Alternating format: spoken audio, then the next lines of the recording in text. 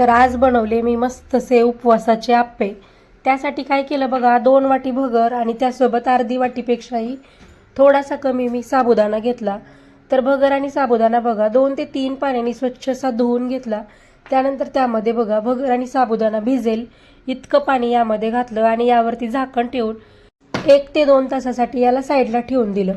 त्यानंतर बघा यावरचं झाकण काढलं आणि यामधलं जे एक्स्ट्राचं पाणी आहे ते सगळं पाणी साईडला काढलं आणि त्यानंतर बघा आपल्याला याचं बॅटर बनवून घ्यायचं आहे। त्यासाठी बघा भिजवलेला साबुदाणा आणि भगर मी एका मिक्सरच्या भांड्यामध्ये काढलं। त्यामध्ये बघा अर्धी वाटी इतकं भाजलेल्या शेंगदाण्याचं कूट घातलं, त्यासोबत 1 वाटी फ्रेश दही घातलं आणि चवीपुरतं मीठ टाकलं आणि याचं छान असं बॅटर करून घेतलं। त्यानंतर ते बॅटर एका भांड्यामध्ये काढून घेतलं, त्याला व्यवस्थित असं मिक्स करून घेतलं आणि अगदी थोडासा बघा खायचा सोडा घातला। सोडा घालून परत त्याला व्यवस्थित मिक्स केलं आणि बघा 10 मिनिटासाठी हे बॅटर छान असं साईडला ठेवून दिलं।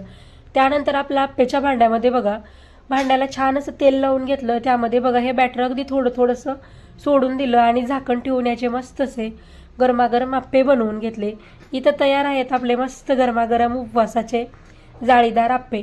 तुम्हाला रेसिपीचा फुल व्हिडिओ हवा असेल तर आपल्या चॅनलवरती आहे, तिथं जाऊन व्हिडिओ नक्की बघा। चला आता पटकन सबस्क्राईब करून घ्या।